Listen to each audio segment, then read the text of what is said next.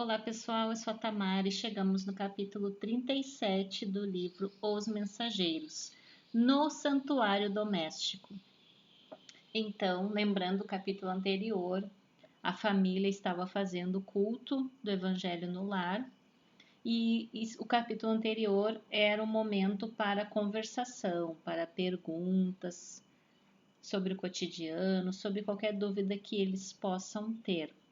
Então, terminado o culto, como diz aqui, terminado o culto familiar, um dos companheiros também rendeu graças. Esperemos que esses celeiros de sentimentos se multipliquem, disse Aniceto sensibilizado.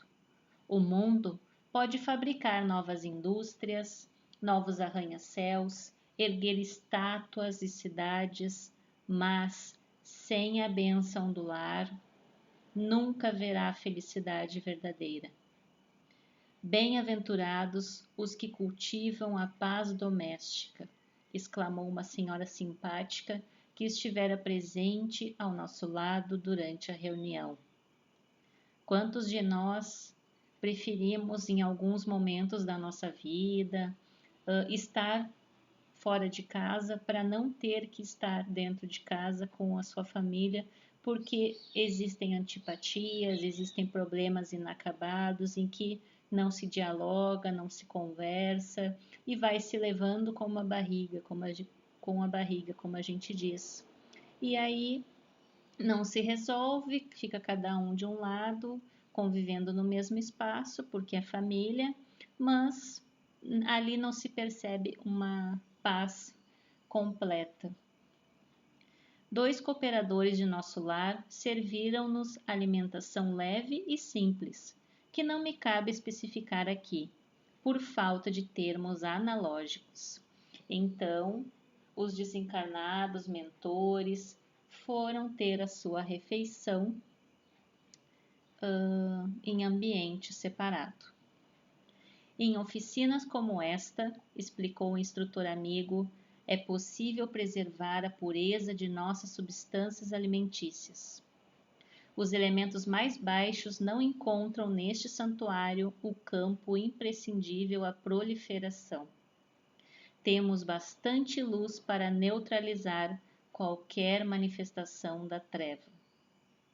E enquanto a família humana de Isidoro fazia também frugal refeição de chá com torradas, numa sala próxima, fazíamos nós ligeiro repasto, entremeado de palestra elevada e proveitosa.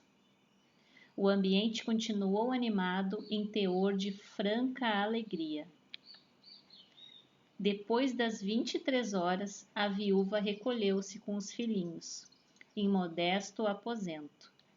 Intraduzível a nossa sensação de paz. Aniceto, Vicente e eu, em companhia de outros amigos, fomos ao pequeno jardinzinho que rodeava a habitação. As flores veludosas recendiam, a claridade espiritual ambiente como que espancava as sombras da noite. Respirando as brisas cariciosas que sopravam da Guanabara, reparei pela primeira vez no delicado fenômeno que não havia observado até então. Uma pequena carinhosa, enquanto a mãezinha palestrava com um amigo, despreocupadamente colheu um cravo perfumoso. Num grito de alegria, vi a menina colher a flor, retirá-la da haste, ao mesmo tempo que a parte material do cravo emurchecia, quase de súbito. A senhora repreendeu-a com calor. Que é isso, Regina? Não temos o direito de perturbar a ordem das coisas. Não repitas, minha filha. Desgostaste a mamãe. Olha aí um fenômeno. Tinha ali a planta, né, era um cravo. A menina estava olhando e ela arrancou a flor espiritual, não sei se é esse o termo, a parte astral da planta, arrancou, ofereceu à sua mãe. e a parte que ficou material da flor emurcheceu prontamente. Quem de nós já não foi observar as flores roseiras, quem tiver, e percebeu uma ou outra murcha? Claro que não estou dizendo aqui que tenha sido esse o caso, mas não sabemos ao certo, né? Podemos cogitar, podemos aqui refletir, podemos pelo menos questionar, né? Então, quem sabe? Aniceto, sorrindo bondoso, explicou discretamente: esta é a nossa irmã Emília, servidora em nosso lar, que vem ao encontro do esposo ainda encarnado. E ele virá até aqui? Perguntou Vicente, curioso. Virá pelas portas do sono físico, acrescentou nosso orientador sorridente. Estas ocorrências no círculo da crosta dão-se aos milhares, todas as noites. Com a maioria de irmãos encarnados, o sono apenas reflete as perturbações fisiológicas ou sentimentais a que se entregam. Entretanto, existe grande número de pessoas que, com mais ou menos precisão, estão aptas a desenvolver esse intercâmbio espiritual. Estava surpreendido. Aquele trabalho interessante a que nos trazia Aniceto, com um tão vasto campo de serviços gerais, fazia-me intensamente feliz. Em cada canto pressentia atividades novas. Então, só retomando aqui a pergunta 400 do Livro dos Espíritos, que fala da emancipação da alma. O espírito encarnado permanece de bom grado no seu envoltório corporal, quando ele vai dormir? É como se perguntasses se ao encarcerado agrada o cárcere. O espírito encarnado aspira constantemente à sua libertação, e tanto mais deseja ver-se livre do seu envoltório, quanto mais grosseiro é este envoltório. É o nosso corpo, denso, pesado. E na pergunta 401, durante o sono, a alma repousa como o corpo? Não, o espírito jamais está inativo. Durante o sono, afrouxam-se os laços que o prendem ao corpo, e não precisando este então da sua presença, ele se lança pelo espaço e entra em relação mais direta com outros espíritos. Embora as luzes que nos rodeavam, notei que os céus prometiam aguaceiros próximos. Estava ali se formando uma chuva, um temporal. As brisas leves transformavam-se repentinamente em ventania forte. Não obstante, as sensações de sossego eram agradabilíssimas. O vento na crosta é sempre uma bênção celeste, exclamou Aniceto sentencioso. Podemos avaliar-lhe o caráter divino em virtude da nossa condição atual. A pressão atmosférica sobre os espíritos encarnados é aproximadamente de 15.000 quilos.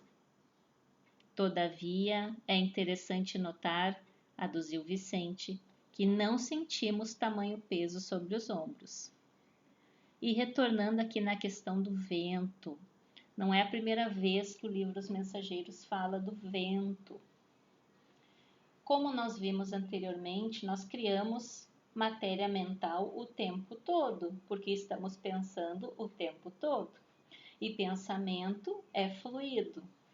Então, o que nós estamos pensando durante o dia vai poluindo a atmosfera. E quando vem o vento, é uma forma de limpar, amenizar um pouco essa poluição mental que todos nós produzimos, tanto encarnados como desencarnados. É a diferença dos veículos de manifestação, esclareceu Aniceto atencioso. Nossos corpos e os de nossos companheiros encarnados apresentam diversidade essencial. Aqui ele está falando dos perispíritos. Imaginemos o círculo da crosta como um oceano de oxigênio. As criaturas terrestres são elementos pesados que se movimentam no fundo, enquanto nós somos as gotas de óleo, que podem voltar à tona sem maiores dificuldades, pela qualidade do material de que se constituem.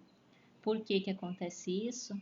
Pela diversidade de densidade de perispíritos.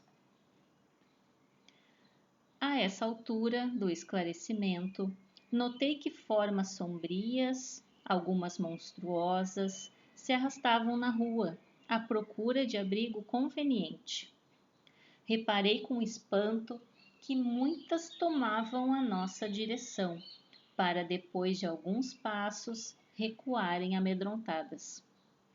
Provocavam assombro, muitas pareciam verdadeiros animais, perambulando na via pública. Confesso que insopitável receio me invadira o coração. Calmo como sempre, Aniceto nos tranquilizou. Não temam. Sempre que ameaça a tempestade, os seres vagabundos da sombra se movimentam procurando asilo. São os ignorantes que vagueiam nas ruas, escravizados às sensações mais fortes dos sentidos físicos. Aqueles desencarnados que talvez não saibam que estão desencarnados, que estão mais apegados às sensações físicas, eles, quando vem a chuva, eles se apavoram, porque eles não querem se molhar. É como nós que estamos no meio da rua e de repente vem o temporal, a gente vai procurar abrigo. Eles a mesma coisa. Encontram-se ainda colados às expressões mais baixas da experiência terrestre. E os aguaceiros os incomodam tanto quanto ao homem comum distante do lar. Buscam de preferência as casas de diversão noturna, onde a ociosidade encontra válvula nas dissipações. Quando isto não se lhes torna acessível, penetram as residências abertas, considerando que para eles a matéria do plano ainda apresenta a mesma densidade característica. Então, esses seres vagabundos, a que Aniceto falou, eles perambulam por aí. Eles vão em casas de diversão noturna, eles vão a bares e eles vão às residências abertas. Não as residências que a gente está passando e vê a janela aberta, a porta aberta, não é nada disso. Residências abertas, ele vai explicar agora no decorrer do capítulo.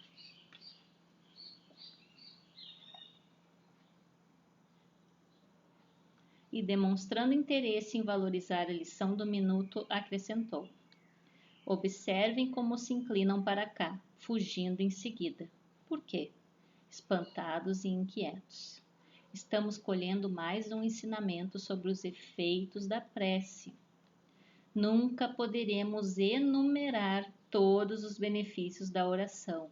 São os benfeitores falando que não tem como enumerar os efeitos da oração. Toda vez que se ora num lar, prepara-se a melhoria do ambiente doméstico. Cada prece do coração constitui emissão eletromagnética de relativo poder. Por isso mesmo, o culto familiar do Evangelho não é tão só um curso de iluminação interior, mas também processo avançado de defesa exterior, pelas claridades espirituais que acende em torno. O homem que ora traz consigo inalienável couraça. O lar que cultiva a prece transforma-se em fortaleza. Compreenderam? As entidades da sombra experimentam choques de vulto em contato com as vibrações luminosas deste santuário doméstico, e é por isso que se mantém à distância, procurando outros rumos. Então, residências abertas, como ele estava falando, ali no começo dessa parte, são as residências invigilantes, que não cultivam a prece. Então, elas não têm essa luminosidade, essa proteção que a prece proporciona. Então, eles entram. E eles tanto entram, podem sair quando passa chuva, ou eles podem ficar. Vai depender da situação, vai depender de qual matéria mental dos moradores, se combina com a deles, eles acabam ficando.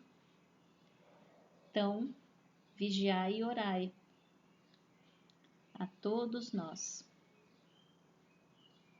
Daí a momentos, penetrávamos de novo no salão abençoado da modesta residência.